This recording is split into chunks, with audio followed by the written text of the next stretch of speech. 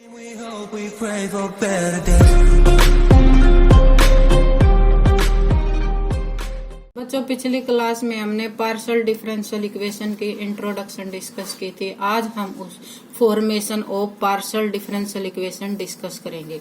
Formation of partial differential equation में आपके पास टू टाइप की इक्वेशन आती है। फर्स्ट किस टाइप के क्वेश्चन आएंगे?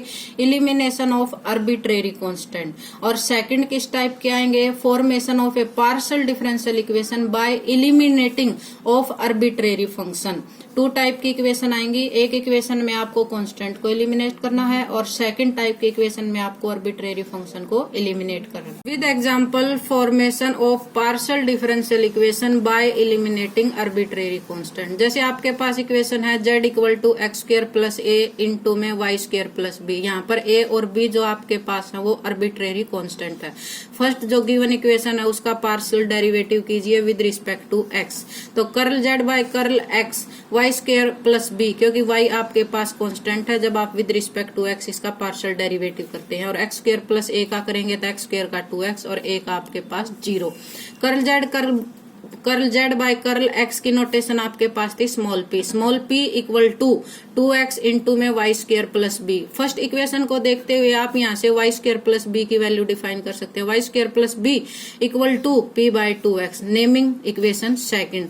नेक्स्ट हम डिफरेंशिएट करते हैं with respect to y। With respect to y करोगे तो x आपके पास क्या है? Constant. X square plus a as it is.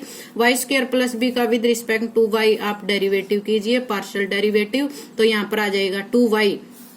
Curl z by curl y की नोटेशन थी आपके पास small q equal to 2y into में x square plus a। First equation के according x square plus a equal to q by 2y, naming equation third. From equation first, second and third आप देखिए कि जैसे Y square plus B की value आपके पास क्या है? p बाय 2x और एक्स स्क्वायर प्लस a की वैल्यू क्या है? q by 2y।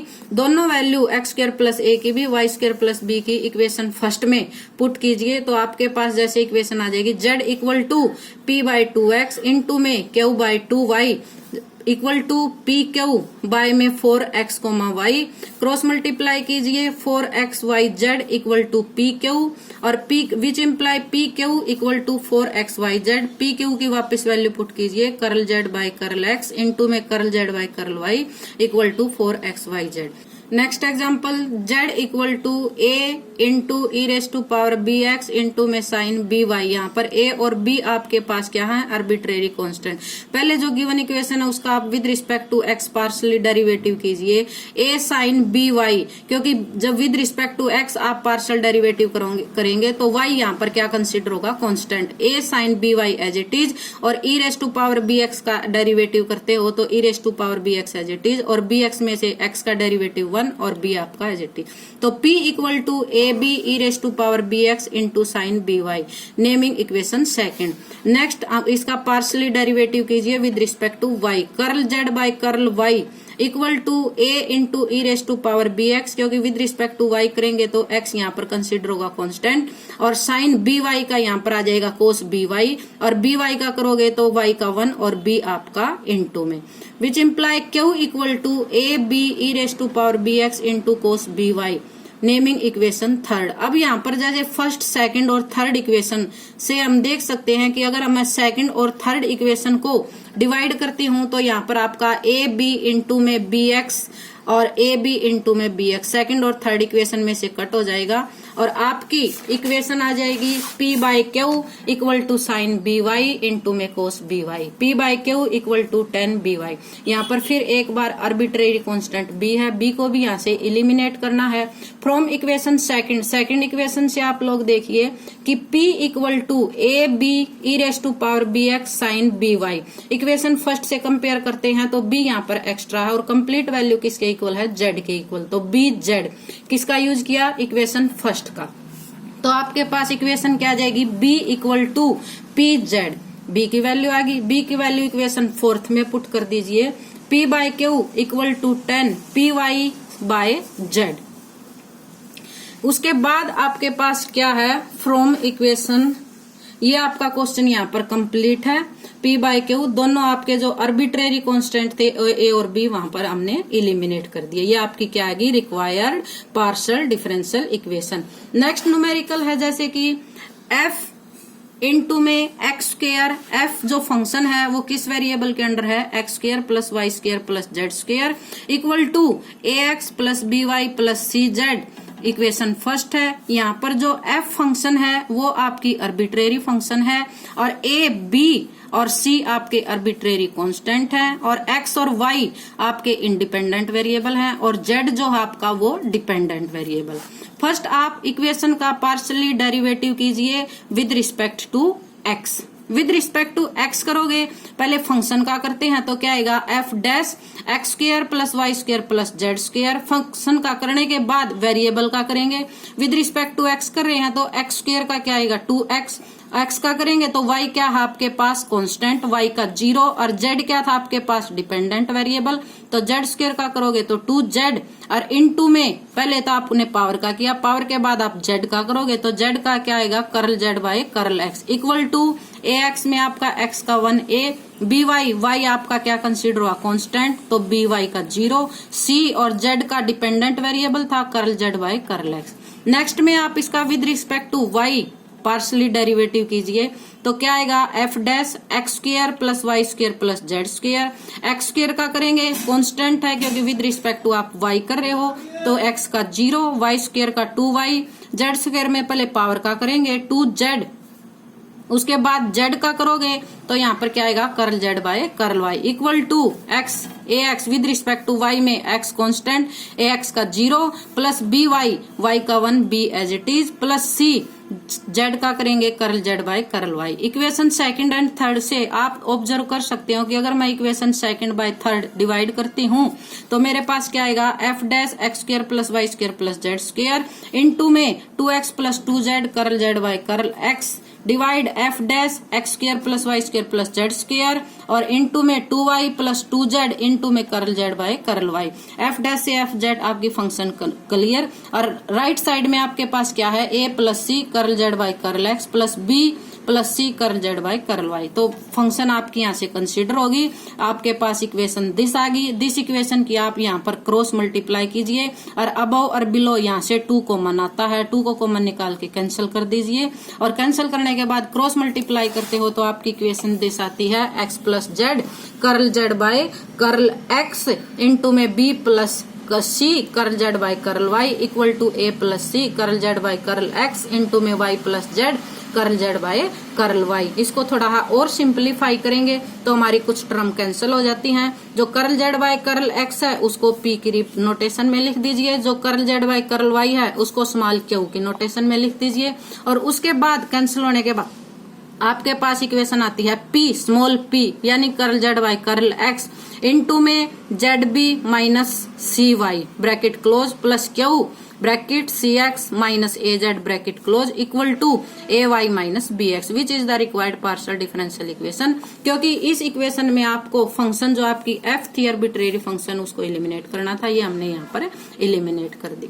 Next example जैसे आपके पास है f x square plus Y square comma Z minus x Y equal to 0। अगर इस टाइप की इक्वेशन है तो इसके लिए आपके पास एक पर्टिकुलर रूल है।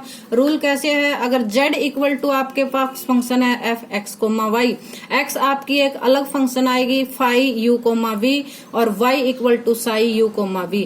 पहले z फंक्शन है उसका आप with respect to u partially derivative करेंगे तो क्या लिखेंगे curl z by curl x और उसके बाद आएगा curl x by curl u plus curl z by curl y into में curl y by curl u। ऐसे ही फंक्शन का विद रिस्पेक्ट टू v आप पार्शियली डेरिवेटिव करेंगे क्योंकि यहाँ पर यह फंक्शन अपने पास क्या है कंपोजिट फंक्शन है। Curl z by curl x into में curl x by curl v plus curl z by curl y into में curl y by curl v। ना अपने क्वेश्चन जो था f x square plus Y square comma Z minus x Y equal to 0। Solution कैसे करोगे, late u equal to जो आपकी first थी उसको आप u के अंडर सपोज कर लीजिए, u equal to X square plus Y square. Second जो है उसको v के under v equal to Z minus x Y. यहाँ पर z अपने पास क्या है, एक डिपेंडेंट वेरिएबल है, तो z फंक्शन भी किसके अंडर यहाँ पर एक अलग से है, जैसे कि z equal to 5x, y, क्योंकि z दोनों वेरिएबल जितने भी आपके पास इंडिपेंडेंट वेरिएबल है z फंक्शन उन पर डिपेंड करती है। रिलेशन क्या था आपके पास, f u, v equal to 0। इसका पहले आप क्या करेंगे, with respect to x partially derivative करेंगे, और कैसे करोगे, जैसे कि curl z by curl u, आपके पास जो भी फंक्शन है, उसके बाद curl u bye curl x plus curl z by curl v into में curl v by curl x equal to 0। Curl z by curl u bye curl x, u equal to आपके पास क्या था, x square plus Y square, तो curl u bye curl x का जब derivative करते हैं यहाँ पर आ जाएगा 2x। Curl v by curl x का, v क्या था आपके पास, z minus x y, z का क्या बनेगा, curl z by curl x, और एक्स वाई में क्या बनेगा, x का 1 और y आपके पास एज इट इज। तो आपके पास फंक्शन आ गई 2x इंटू में curl z by curl u plus curl z by curl v, curl z by curl x आपके पास क्या था, p minus y equal to 0। ये आपके पास क्या आ गई, equation second. Again differentiate first partially with respect to y कीजिए, तो क्या लिखोगे, curl z by curl u